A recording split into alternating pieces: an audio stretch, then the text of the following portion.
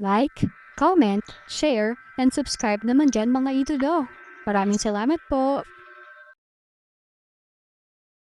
Habang dumadaan si Ming Shuren kay Lee Brocade Clothes, huminto siya. Isipin mo na ang pagsali sa Evil Sky Pavilion.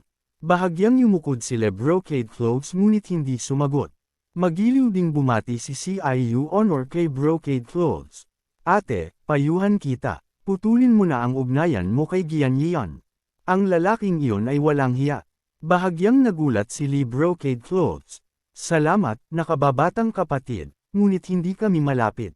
Mabuti iyan. Column. Oo, at ikaw ang unang estranghero na talagang nagustuhan ko. Mas direkta si Duan Musheng, simpleng nagsasabing, Column. Sinabi ni Lee Brocade Clothes na hindi siya malapit kay Gian Zhen, ngunit bukod kay CIU Honor, walang maniniwala dito. Maaari kayang si Johan Yian na humingi ng tulong ay isang ordinaryong relasyon lamang. Samantala, ang apat na dakilang tagapagtanggol ng Underworld Sect ay nagmadaling bumalik sa Mount Tranquility. Nang dumating ang lumilipad na karwahe sa itaas ng Mount Tranquility, isang figure ang lumitaw sa harapan sa isang kisap mata. Agad na yumukod ng sabay-sabay ang apat na dakilang tagapagtanggol. Bumabati, pinuno ng sekta. Bahagyang ngumiti si Yin Hai, nagtatanong, kumusta ang nangyari? Nag-uulat sa pinuno ng sekta, na ihatid na po ang regalo, at nakilala na rin namin ang elder. Ang kanyang pamamaraan ay abot langit. Ang aming apat na pinagsama ay hindi katapat niya. Sumeryoso ang ekspresyon ni Yenay. Sabihin mo sa akin ang lahat ng detalyado, huwag kang mag-iwan ng anuman. Hindi nang ahas ang apat na dakilang tagapagtanggol na mag-antala dahil hindi pa nila nakitang seryosohin ng kanilang pinuno ng sekta ang isang bagay ng ganito. Isinalaysay nila ang lahat ng nangyari sa Anang City. Pagkatapos makinig, malalim na nag-isip si Yin Hai. Kapangyarihan ng tunog, dakilang supernatural na kapangyarihan, maraming bihasa sa kapangyarihan ng tunog, ngunit kakaunti ang makapagpapataas nito sa antas ng dakilang supernatural na kapangyarihan. Bilang pinakamatandang disipulo ng Evil Sky Pavilion, akala ko mas kilala ko ang Master kaysa sinuman. Hindi ko pa nakitang gumamit ang Master ng anumang kapangyarihan ng tunog o mga teknik ng dakilang supernatural na kapangyarihan. Maaari bang talagang sinusubukan ng Master na magsanay ng mga teknik mula sa ibang sekta? Kung iba ang tao, hindi siya maniniwalang mapaperpekto nila ang ibang mga teknik, ngunit ang taong ito ay si Gu Tianxing. Bumaling si Yin Hai at nagtanong, sigurado ba kayong siya ang ating master? Medyo malayo kami at hindi namin nakita ng buo ang mukha ng elder, ngunit makukumpirma namin na ang taong nakita namin ay talagang ang elder. Paano kayo nakakasiguro? Nakita namin si Mr. Ninth na suot ang Cloud Robe Feather Dress. Cloud Robe Feather Dress? Ikalawang nakababatang kapatid, tunay kitang minamaliit. Pinuno ng sekta, pagdating namin sa Anang, hindi namin nakita si Mr.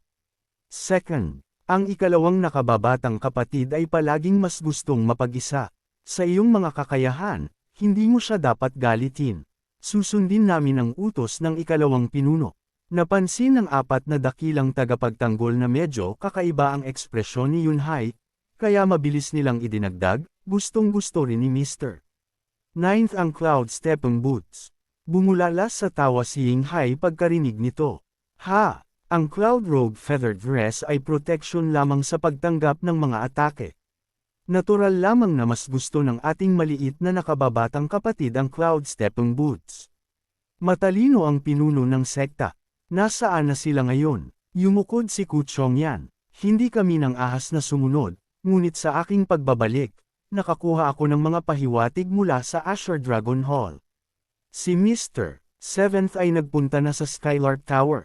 Sinasabing ang bawat palapag ng Cloudlark Ninefold Tower ay nakahihigit sa ibaba nito.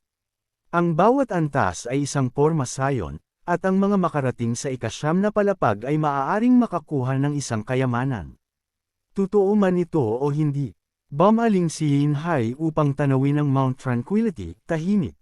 Naalala ni Chongyan ang isa pang mensahe. Pinuno ng sekta, ipinakiusap ng elder na iparating ko na kung nais mong humingi ng tawad, dapat kang personal na pumunta. Nanatiling kalmado ang ekspresyon ni Yanai. Paano ko iiwan ang aking dakilang misyon sa kalagitnaan? Sabay-sabay na sumagot ang apat, nanunumpa kaming susunod sa pinuno ng sekta hanggang kamatayan. Tumanggo ng may kasiyahan si Yinghai. Alam ba ninyo kung sino ang nagpanggap bilang underworld sect?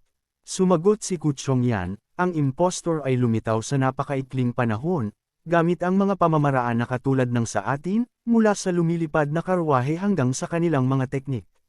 Maliban sa misteryosong malakas na individual na nakasakay, ang iba ay mas mahina, bihasa sa panggagaya. Kahit ang misteryosong bituin ng langit ay katulad ng teknik ng pinuno ng sekta. Pagdating namin, natagpuan naming gumamit sila ng mahika, malamang isang makapangyarihang cultivator ng mahika. Nag-isip si Yinhai, Clarity Sect, pinuno ng Clarity Sect, Mashi. Ang Clarity Sect ay tunay na pinagsasama ang mga kalakasan ng marami, ngunit si Mashi ay tila hindi bihasa sa mahika. Sinasabing may isang makapangyarihang cultivator ng mahika sa Great Flame Palace. Isa pang posibilidad ay nakisama si Mashi sa palasyo, at mayroong higit sa isang eksperto sa lumilipad na karwahe.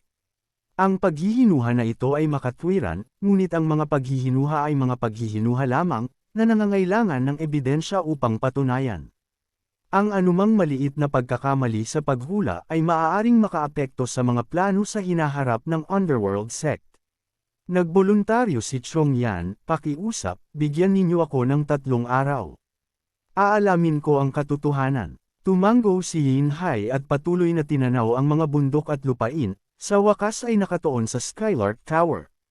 Cloudlark Ninefold Tower, kung saan ang bawat antas ay nagtataglay ng sarili nitong porma sayon. Maraming cultivator ang naglalakbay sa siyam na palapag na tore, sinusubukan ang kanilang swerte upang makakuha ng ilang kayamanan. Ang Skylark Tower ay wala sa anang, kundi sa hilagang silangan malapit sa bakana ng Ninebend River, isang banal na lupain ng kultibasyon na hindi protektado ng anumang lungsod, na may magandang tanawin malapit sa Ninebend River. Sa sandaling ito, dumating si Lusho at ang kanyang grupo sa tabi ng Ninebend River. Nagtatakang napansin ni Ming Shuren, ang tubig ng Ninebend River ay magulo at maputik, walang isda sa buong taon. Nagsisinungaling ba si Jian Yin? Tinaas ni Ma Sheng ang isang kilay.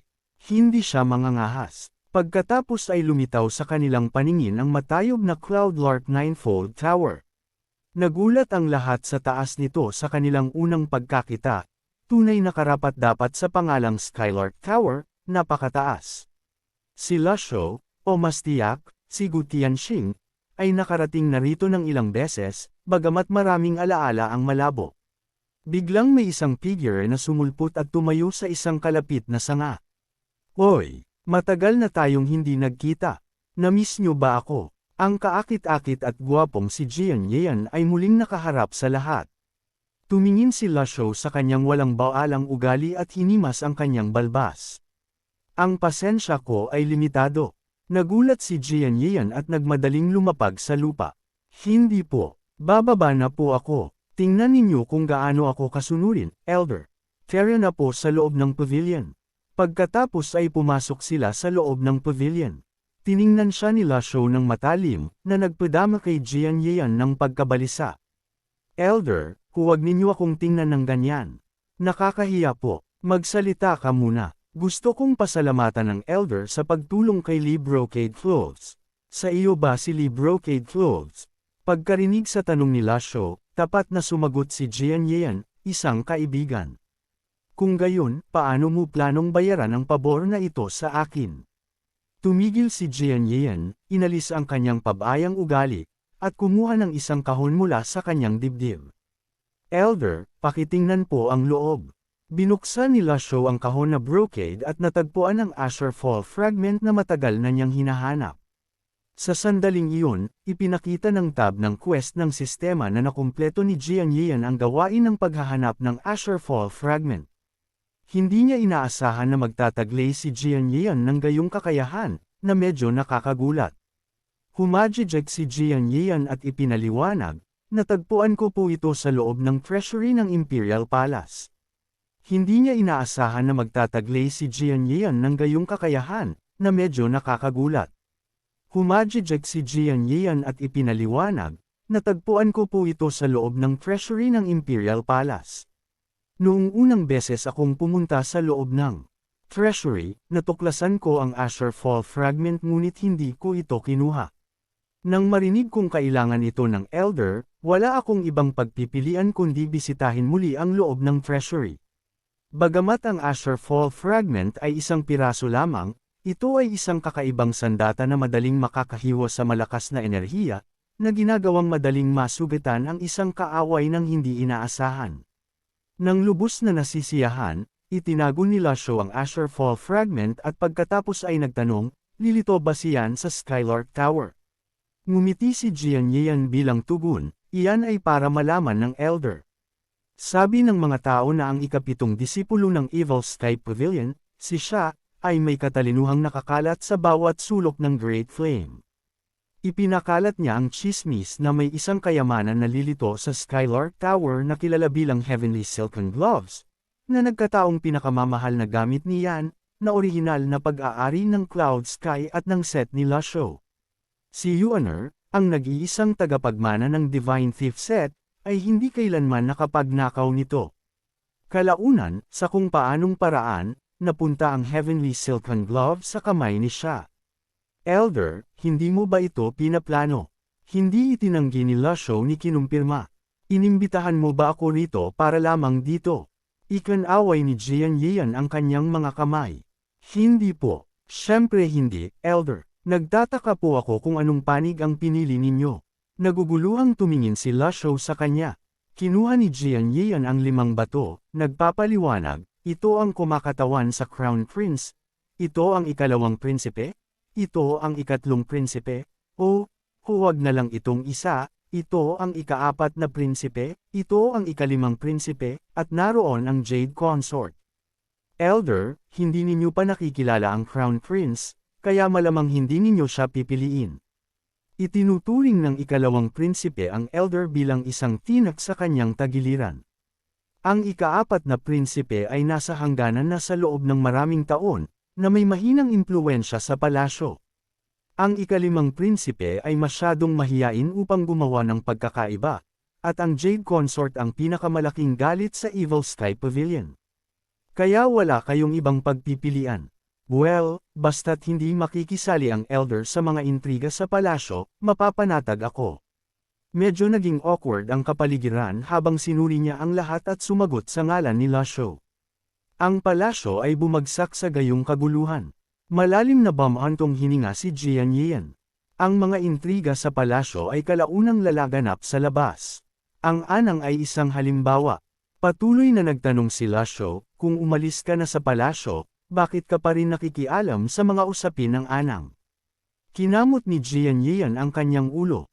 Tulad ng nabanggit ko kanina, si Lee Brocade Clothes ay kaibigan ko. Paano ko siya matitiis na panoorin na mamatay? Kung mamatay si Lee Brocade Clothes, mamamatay din si Wei Wen. Mawawala ng pinuno ang hukbo. Magagalit ang ikalawang prinsipe. Magkakagulo ang pamilya ng hari, at magkakagulo ang mundo. Napakalawak ng iyong isip. Bagay kang maging emperador. Pagkarinig nito, paulit-ulit na ikan-away ni Xiang Haizhen ang kanyang mga kamay. Wala akong ganyang ambisyon. Ang aking hangarin ay simple, mabuhay at magsanay ng paggamit ng espada. Medyo nawala ng imik si Ming Shuren. Talagang kasuklam-suklam ang taong ito. Bumaling ang tingin ni Lasho sa espada sa kamay ni Jian Yian. Dragon Roar. Tumango nang nasa sabik si Jian Yian, isa-isang tinatanggal ang puting tela upang ipakita ang dekorasyon na pattern ng dragon sa loob. Kalmadong sinabi ni Lasho, magandang espada. Nagpakita ng obsesyon ang mga mata ni Jian Yian. Sa tingin ko rin, hindi pa ako nakakita ng ganito kagandang espada sa buong buhay ko. Para subukan ang talim nito, nawalan na ako ng isang quasi-heavenly weapon. Anumang mas mababa sa Earth level ay parang tofu dito. Pagkarinig nito, bahagyang ngumiti si Lasho. Napakahusay. Pagkatapos ay isang delikado at napakagandang maliit na espada na nagmula sa walang pangalan ang lumitaw sa palad niya, handang makipagbanggaan sa heavenly weapon na Dragon Roar. Nang makita ang kanyang ginawa, Agad na nataranta si Jian Yian.